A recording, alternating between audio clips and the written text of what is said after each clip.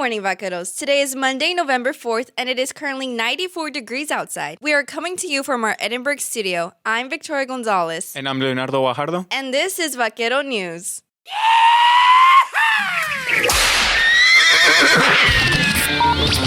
Campus news, events, games, and activities all in one place. This is Vaquero Radio, the Val Student Station. Monday and Wednesday at 11 a.m. Vaquero Radio, where your story begins. Political science professor Nicholas Kiersey presented a lecture on Disco Elysium, a video game that has many political implications. Here is Celeste Cruz with the story.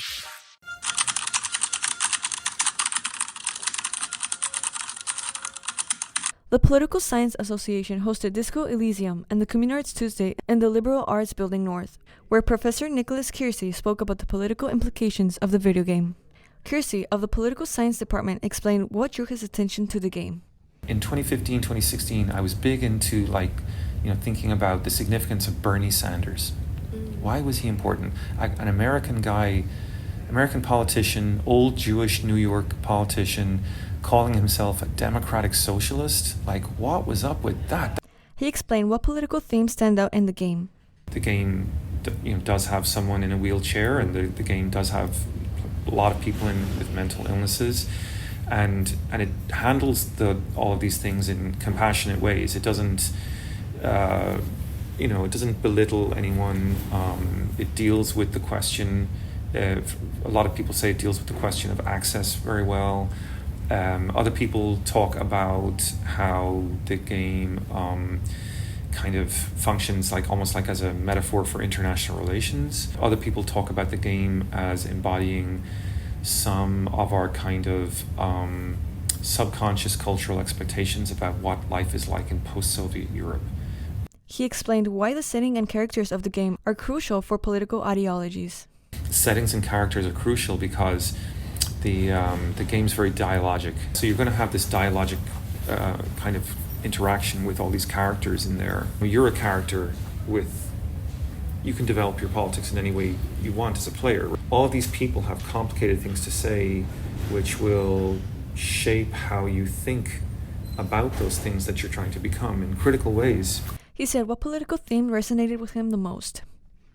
The left today can't be what it used to be in Marx's time. It can't just be the working class versus capitalism or the bourgeoisie. We have to have a kind of a broader sense of who the victims of capitalism are. It's not just the working class anymore. It's the ecology. It's all these sorts of voiceless elements and dynamics of our world that are worth preserving and fighting for. Now, human beings can fight for them in our universe, but in this universe, there's magic. The Political Science Association will plan similar events in the future. Students can visit VLink for more information. This is Celeste Cruz for Vaquero Radio.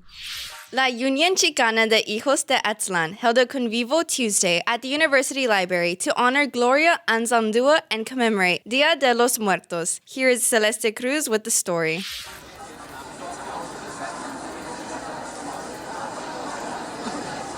The Siempre con Nosotros Dia de los Muertos communal altar and convivial event held Tuesday gathered students to honor Gloria Anzaldúa and commemorate their loved ones in respect to Dia de los Muertos.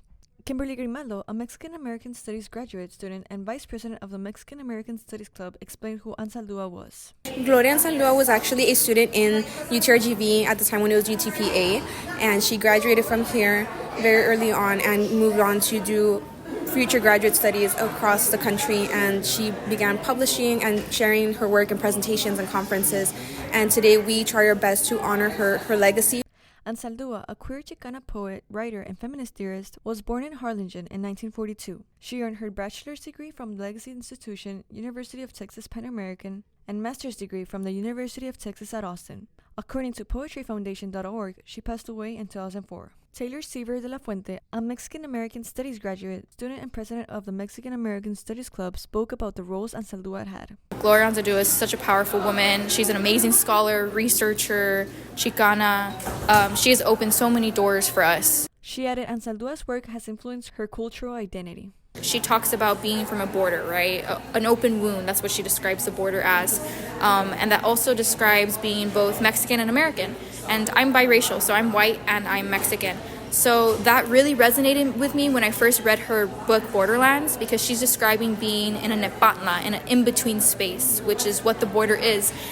So that specific book is vital. She said Ansaldúa encouraged women to empower themselves by writing. Through writing, found her voice, and that's what she influences women to do. That's what she encourages women to do, is use writing and use art and use space and community like this to empower yourselves. Grimaldo explained how these events help the community come together. Events like this help create awareness and just create a sense of community where people can share our stories and remember our loved ones, and especially share our lived experiences that may not be shared often, and also just creating this safe space where we can gather and just convivir. Samantha Lopez, director of La Unión Chicana de Hijos de Aztlán, hopes to keep this event a tradition and make improvements for the future. Hope to continue this tradition. We want to keep improving not just the altar, but improving the event, having maybe workshops leading up to the event so students can learn a little bit more about their culture while they're here. So we hope to make it bigger next year. Students may visit V-Link for upcoming events by La Unión Chicana de Hijos de Aztlán. This is Celeste Cruz for Vaquero Radio. And McLean goes up and throws down a monster dunk. That fires up the UTRGV Field House. And now time for Vaquero Sports. The women's basketball team is ready to get back on the court and compete for its new season. Here's Victoria Gonzalez with the details.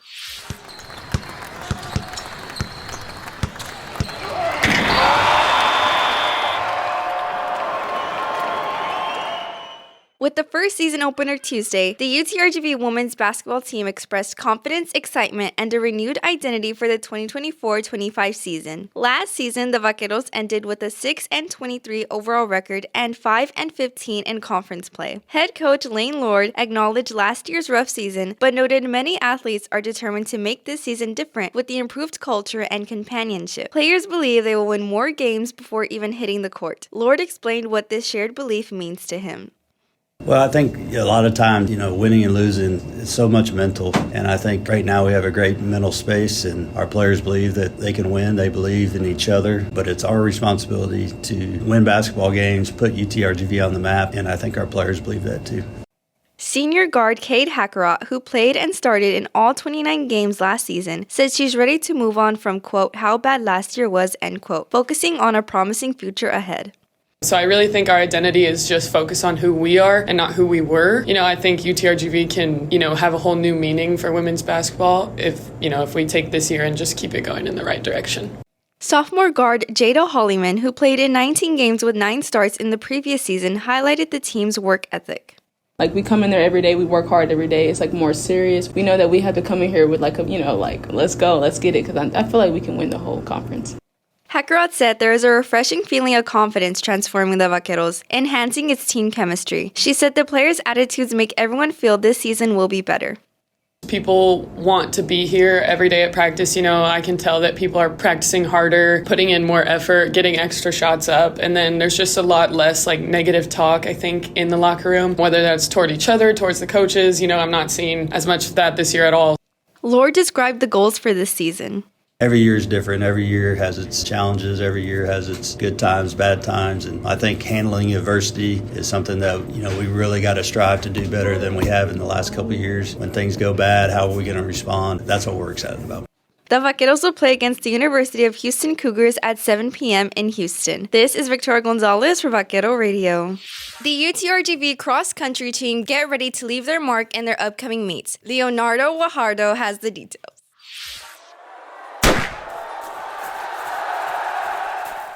The UTRGV men and women's cross-country teams are determined to keep the pace going by establishing a legacy that will endure for years. Last year, the men's and women's cross-country team finished 23rd and 21st respectively during the NCAA South Central Regionals. Both teams recently set off for Southland Conference Championship Friday in New Orleans, Louisiana. Results are available at goutrgv.com. Head coach Charisse Hicks emphasized the importance of teamwork by motivating runners to reach their full potential. You'll have those ebbs and flows where you'll get to, maybe the third, fourth, or fifth mile, and you're tempted, your body wants to stop, right? But if you have a teammate that's right there and they're pulling you along or they're pushing you along, it makes a huge difference. She also spoke about her perspective on what it means to be successful. You're successful whenever you run, half a second faster, or whenever you complete a course that is very demanding. And on top of that, they're student athletes. So that's how we measure our success. You know, how well-rounded of an individual are you? Are you able to check all those boxes, both as a student and as an athlete? Assistant coach Ricardo Mendoza described his fascination with the universal appeal of cross country. So we have a variety of everything in cross country, and I think that's what makes cross country so special, because you can combine athletes that come from a speed background and athletes that come from a distance background. He also highlighted the importance of tough workouts, but also making sure it's fun. You do a lot of the training to get physically, mentally, and emotionally ready for a competition. So what we do in training is obviously get them prepared for that. And also just try to make it fun, because obviously, in the end, running or whatever sport you're doing should have some fun into it. Sophomore Kaylee Salazar, distance runner and captain of the women's cross country team, said the team's culture motivates their success. I think if we see one another and we know that we can perform better, we go up to that person and we're like, hey, you know what you can do, we know what you can do, go out in there and do it. The cross-country teams are determined to push their limits and perform their best at the NCAA South Central Regional on November 15 in College Station. This is Leonardo Guajardo for Vaquero Radio. Newton drops straight back towards a crossing route. McCaffrey, touchdown. That's big time.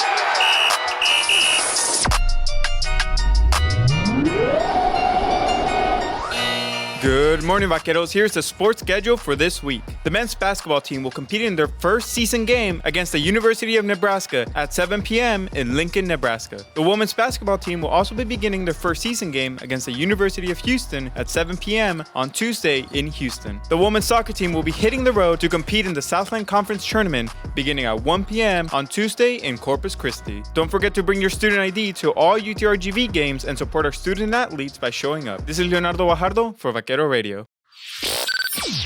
And now for this week's events calendar. What's up, Vaqueros? Let's take a look at this week's events calendar. Today, the UTRGV Student Occupational Therapy Association is hosting a pumpkin patch photo booth at the library courtyard from 11 a.m. to 2 p.m. Also today at the Edinburgh Student Union East Patio, House of Fashion will have a pop-up from 1:30 p.m. to 4 p.m. Reminder, Vaqueros, Tuesday is the last day to vote for the November 5th election, so be sure to cast your ballots. Moving on to Wednesday, American Medical Student Association will host a blood drive from 11 a.m. to 3 p.m. at the B Maid 1.002 Main Courtyard West Wing. That is the event schedule for this week, Vaqueros. Don't forget to bring your student ID to every UTRGV event. This is Ariana Gallardo for Vaquero Radio.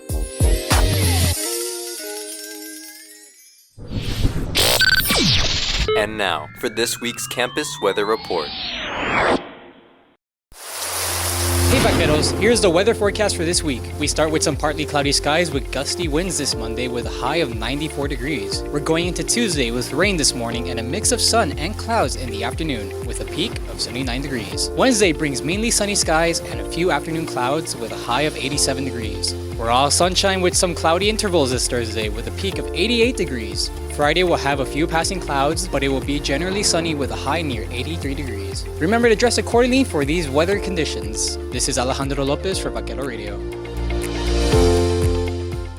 That is the newscast for this week. Remember to read our news articles every week on our website, utrgbradio.com. Tune in to Vaquero Radio through our website or download the Radio Garden app to listen wherever you are and enjoy the best DJ shows around campus. Remember to check out our YouTube channel for the latest news from UTRGV and the Valley. Our weekly newscast will also be broadcast at 11 a.m. every Wednesday. Join us next week, same time, same place. Only on Vaquero Radio, the Valley's student station.